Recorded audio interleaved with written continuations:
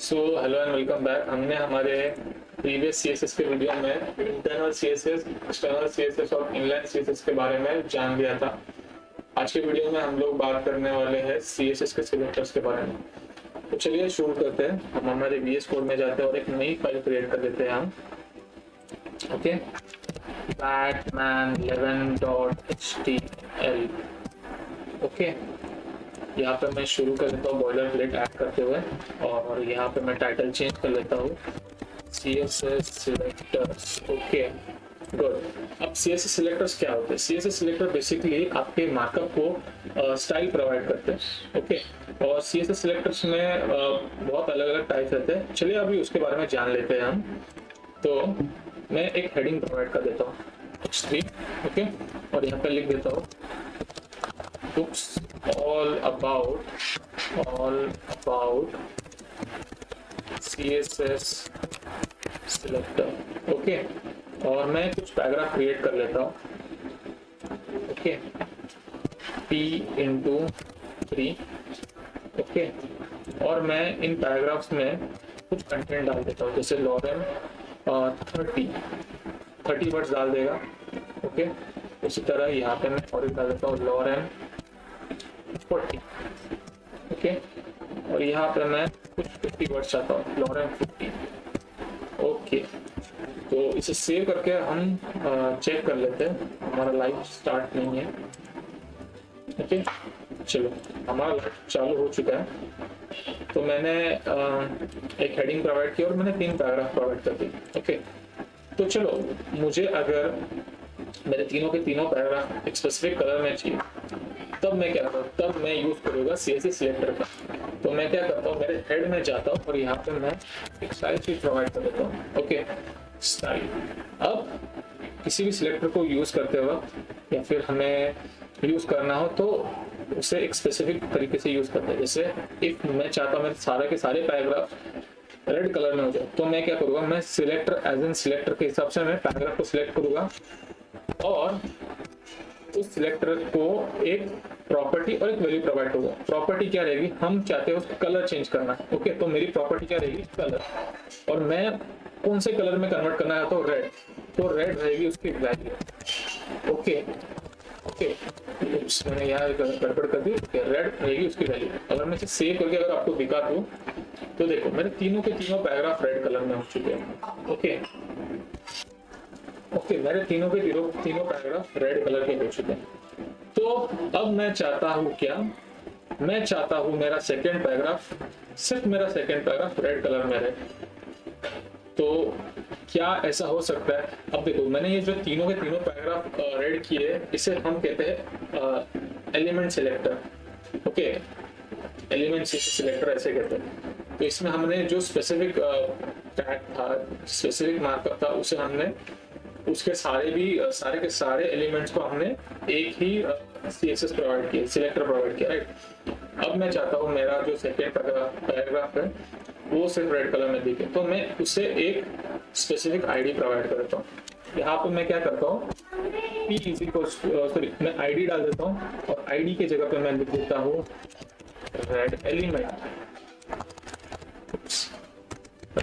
Element. Okay, और इसे save कर देता हूँ। अब मैं क्या करूँगा, जो मैंने स्टाइल में लिखा था P, उसके जगह पे मैं क्या करूँगा, मैं बताऊंगा कि हाँ भाई मुझे सिर्फ जो रेड एलिमेंट है वो ही सिर्फ रेड कलर में चाहिए, ना कि कोई और। ओके, अगर मैं इसे सेव कर दूं और चेक कर दूं तो मुझे सिर्फ और सिर्फ सेकेंड पैराग्राफ रेड कलर में मिलेगा। अब आईडी स्पेसिफिकली आइडेंटिफायर है और आइडेंटिफायर का काम क्या है, उस चीज को बताना। ओके, तो मैंने क्या बताया कि हाँ भाई मैंने मेरे CSS को क्या बताया, इंटरनल CSS को, कि भाई जो मेरा रेड एलिमेंट है सिर्फ वही मुझे रेड कलर में चाहिए, बाकी और पैराग्राफ है बाकी कोई भी एलिमेंट रेड कलर में नहीं चाहिए। ओके ठीक है। तो फॉर एग्जांपल अगर मैं चाहता हूँ कि फॉर एग्जांपल मैं यहाँ पे जैसे मैंने कहा कि हम सिर्फ चाहते हैं रेड एलिमेंट को रेड करना।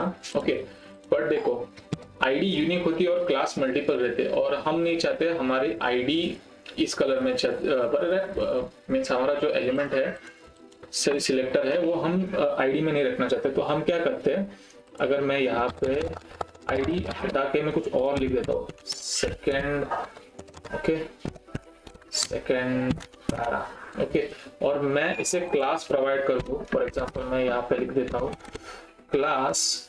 क्लास इक्वल्स टू हमारा रेड, ओके, रेड एलिमेंट ऐसे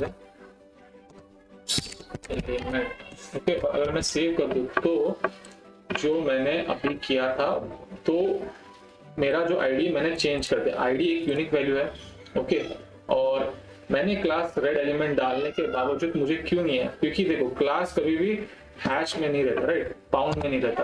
क्लास हमेशा हम डॉट से रेफर करते हैं।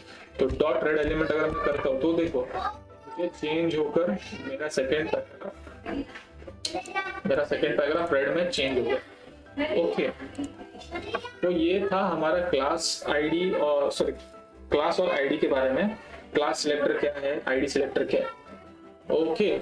सो फॉर एग्जांपल मैं अब क्लास सिंगल भी हो सकता है या फिर मल्टीपल भी हो सकता है। तो फॉर एग्जांपल मुझे है मैं चाहता हूँ मेरा जो क्लास है उसके अंदर मैं एक बैकग्राउंड कलर प्रोवाइड करूँ, मतलब मेरा जो सेकेंड पैराग्राफ है उसको मैं एक बैकग्राउंड कलर प्रोवाइड करूँ। तो मैं फिर से डॉट क्लास, जो भी मेरा क्लास है वो मैं डाल दूंगा, तो सिर्फ डॉट पहले ऐड करूंगा, डॉट बीजी कलर, ओके। ये मेरा सिलेक्टर है और मैं सिलेक्टर के अंदर मेरी प्रॉपर्टी और वैल्यू डिफाइन करूंगा। तो मैं मेरी प्रॉपर्टी रहेगी background colour, okay, background colour, और मैं इसे देना चाहता हूँ black, okay, black, okay, good. अगर सेव करके दिखा दूं तो मुझे अभी नहीं दिखेगा, क्यों, क्योंकि मैंने अभी भी मेरा जो सेकंड क्लास था उससे मैंने ऐड नहीं किया, मैंने उस सेकंड सिलेक्टर को ऐड नहीं किया। तो मैं उसे ऐड कर लेता हूँ यहाँ पे, रेड एलिमेंट के आगे मैं सिर्फ बीजी कलर लिख दूंगा, ओके, सेव कर दूंगा। तो देखो अब मुझे मेरा जो कलर और बैकग्राउंड कलर दोनों भी चेंज होकर दिख रहा है, ओके। सो मैंने अभी आपको आईडी के भी बारे में बताया और क्लास के बारे में बता दिया। अब मैं आपको ग्रुपिंग सिलेक्टर्स के बारे में बताता हूँ। तो चलो मैं एक काम करता हूँ, मैं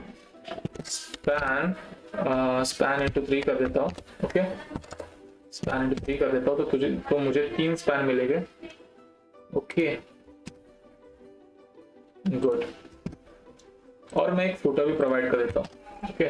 तो मैं यहाँ पे एक फुटर प्रोवाइड कर देता हूँ। यहाँ पर मैं लिख देता हूँ this is span, okay, this is also a span, और यहाँ पर मैं लिख देता हूँ this is yet another span, okay. और फुटर में मैं लिख देता हूँ दिस इज फुटर, ओके। अब फॉर एग्जांपल मैं चाहता हूँ मेरा स्पैन और फुटर दोनों भी एक कलर के हो और उनका बैकग्राउंड भी एक रहे। तो मैं क्या करूँगा, मैं फुटर और स्पैन को ग्रुप करूँगा और उस हिसाब से उन्हें मैं प्रॉपर्टी और वैल्यू डिफाइन करूँगा। तो मैं क्या करता हूँ, मैं यहाँ पे लिख दूंगा स्पैन कॉमा फुटर, ओके, और यहाँ पे मैं उसकी प्रॉपर्टी और वैल्यू असाइन कर दूंगा। तो प्रॉपर्टी में मैं उसका कलर चाहता हूँ, ओके, मैं कलर उसका पिंक चाहता हूँ, ओके, एंड उसका बैकग्राउंड कलर जो है, ओके, उसका जो बैकग्राउंड कलर है मैं उसका बैकग्राउंड कलर चाहता हूँ blue, sorry yellow, okay, okay. और अगर मैं सेव कर दूँ तो देखो मुझे जितना भी मेरा स्पैन और फुटर था वो पर्पल और येलो कलर में मिला, राइट, सॉरी पिंक। मैं काम करूँ से पर्पल कर लेता हूँ, okay, now it looks good, ठीक है। तो ये था ग्रुपिंग सिलेक्टर का एक एग्जांपल। मैं चाहे तो मैं और एक एग्जांपल आपको प्रोवाइड कर देता हूँ ग्रुपिंग का। फॉर एग्जांपल मैं चाहता हूँ मेरा पैराग्राफ, स्पैन और फुटर, ये मेरे 3 सिलेक्ट्स को मैंने चॉइस किया और मैं चाहता हूँ इसका बॉर्डर जो रहे, ओके, बॉर्डर रहे वो 2px, ओके, सॉलिड रहे, सॉलिड ग्रीन कलर का रहे, ओके, सॉलिड ग्रीन कलर का, ओके। और अगर मैं इसे सेव कर दूं तो देखो मेरे जितने भी पैराग्राफ थे, जितने भी स्पैन था और फुटर था, उन सभी को मैंने एक बॉर्डर प्रोवाइड कर दी। ये एक ग्रुपिंग का एग्जांपल है, ओके। आई होप आपको CSS के सिलेक्टर समझ में आ गए रहेंगे। तो ठीक है, मैं यहाँ पे लिख देता हूँ, मैं फॉर एग्जांपल यहाँ पे मैं जैसे हम हमारे HTML में हम जैसे कमेंट इनपुट करते हैं, कंट्रोल// डालते हैं, राइट, उसी तरह हम CSS में भी कमेंट लिखते हैं, ओके। तो मैं फॉर एग्जांपल HTML में हम जैसे लिखते हैं this is a paragraph, okay, उसी तरह हम CSS में भी लिख सकते हैं। अब इंटरनल CSS के वक्त आपको जो कमेंट मिलेगा वो आपको HTML की तरह ही मिलेगा, बट यूजुअली जो CSS में यूज होता है वो है // उसके बाद जो भी आपका कमेंट है, फॉर एग्जांपल ये मेरा ग्रुपिंग सिलेक्टर था, ओके, उसके बाद */, ओके, ये आपका